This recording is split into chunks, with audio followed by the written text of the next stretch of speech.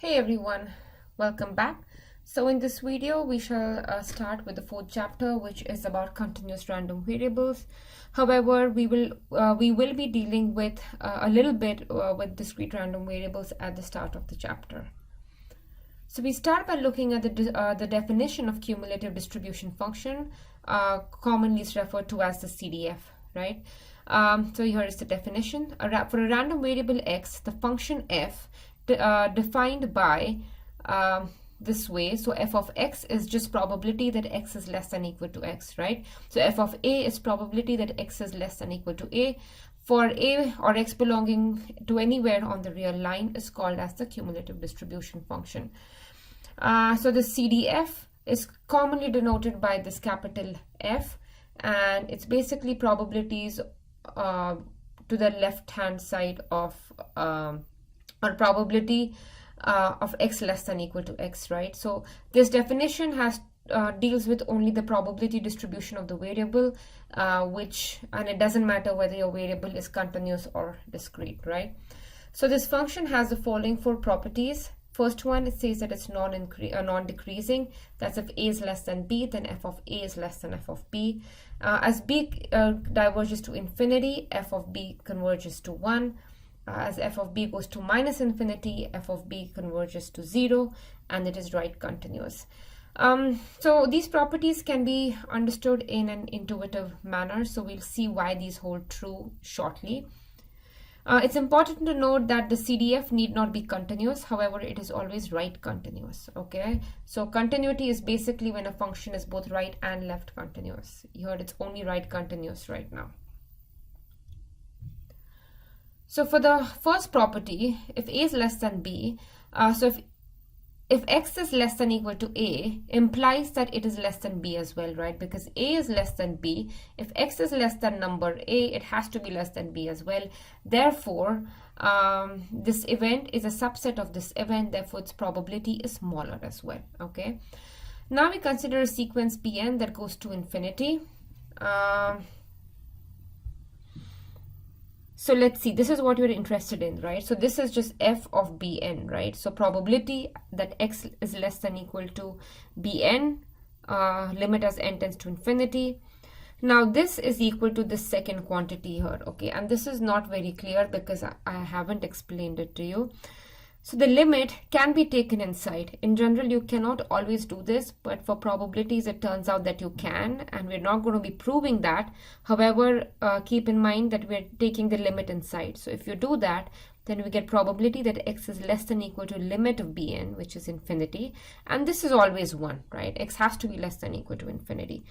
Similarly, n goes to infinity, probability x less than equal to bn goes to minus infinity is probability x less than equal to you take the limit inside, you get minus infinity, and this is going to be 0. So you don't need to know how to prove this, but it is good to understand why these properties are true. So this is a discrete random variable, and let's try to write the CDF of this, right? So remember, to write the CDF, we need to define this function f of a for all values of a on the real line, right? So we have to define this function for every possible value a can take, right?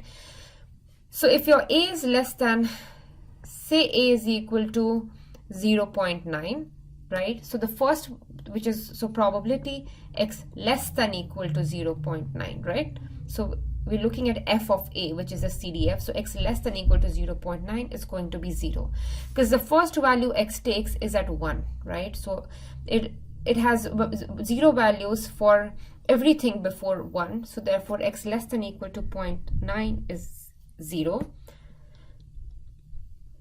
So next, if I take f of 1, right? Probability x less than equal to 1, which includes 1, right? So therefore this probability is 0.1.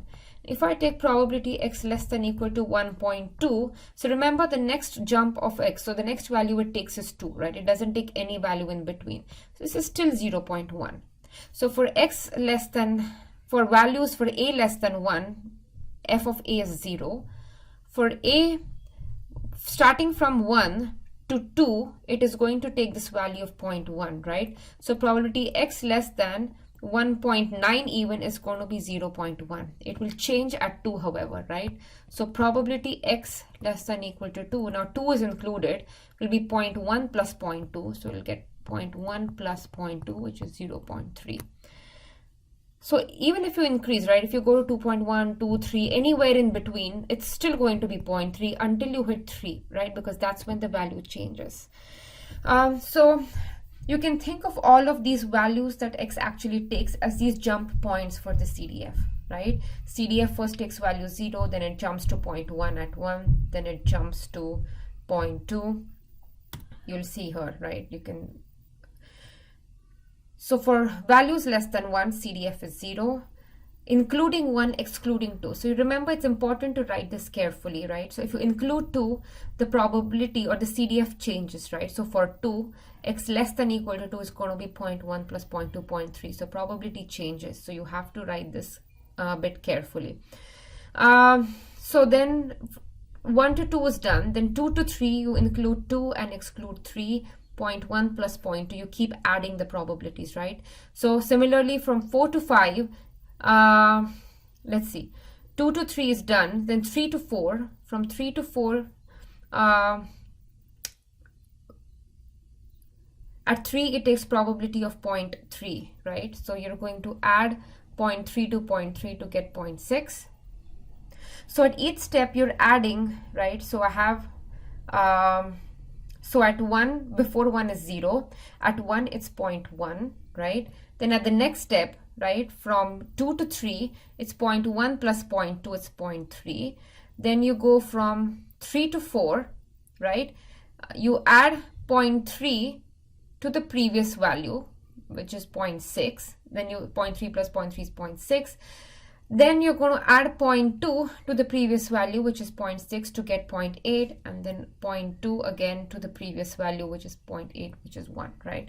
So you see where the name cumulative comes from, right? At each point we take the previous value and add the probability at the next point, right? So it's fairly straightforward to write this, but you have to write these less than, equal to, and strictly less than. You have to be a bit careful about this. So here is another exercise. So it's a good idea to pause this video and write the CDF for this, okay? So so remember, these are kind of going to be the jump points for your CDF. So f of a is going to be 0 for a strictly less than 10. Then you start from 10 and you include 10, but you leave out the next value, which is 12. It's going to take value 0.7. Then you include 12, and then the next value it takes is 100. So 0.7, let's see, so 10 to 12 is 0.7. 12 to 100 is, so it takes a jump of 0.1, right? So 12 to 100 is going to be 0.7 plus 0.1, which is 0.8. And for a, greater than equal to 100, you're going to add this. So 0.8 plus 0.2 is going to be 1. So remember, in your calculations, your first value is always going to be 0 and the end value is always going to be 1.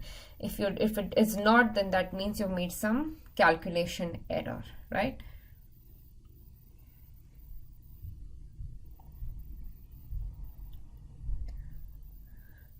So now we're going to do the reverse process here, okay? So in the previous example, this PDF or the mass function or the distribution was given and you had to calculate the CDF. Now the CDF is given and you need to find the probability distribution. So you're just going to do the reverse of it, okay? So remember, so x is going to take values at all of these jump points, right? It's going to take value of 1, value of 2, value of 3. So for x is equal to 1, it's just going to be 0.2. For 2, it's going to be 0.4 minus 0.2, which is 0.2. Remember, for CDF, we added, right, cumulative values. Now we're going to do the differencing. So for 3, it's going to be 0.8 minus 0.4, and 4 is the next point. It's going to be 1 minus 0.8. Okay, so we can always go from CDF to distribution, distribution to CDF. So here is another practice problem. So here is the CDF and find the corresponding distribution. So pause and try to solve it, okay? So again for this, X is going to take values of 5, 10, 16 and 20. At 5 is going to take value with probability 0.4. 10 is going to be 6 minus 0.4 is 0.4. 16 is going to be 0.7 minus 0.6, 0.1, and 20 is going to be 0.3. See if you get the same answer.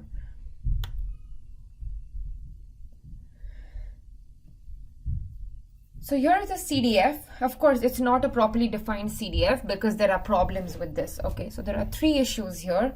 See if you're able to spot them. So pause the video and think about it. There are 3 problems with this that stop this from being a CDF. So the first one is that this is not defined for all values, right? This is 16, 17. So it's not defined for any number between 16 and 17. And you have to define CDF for the entire real line, right? Then this number is not an increasing function, right? Because 6.6 is smaller than 0.7. And finally, the last number has to be 1, right? And that's not the case here. So these are the 3 problems with the CDF. So that's all for this video. I'll see you in the next one. Bye.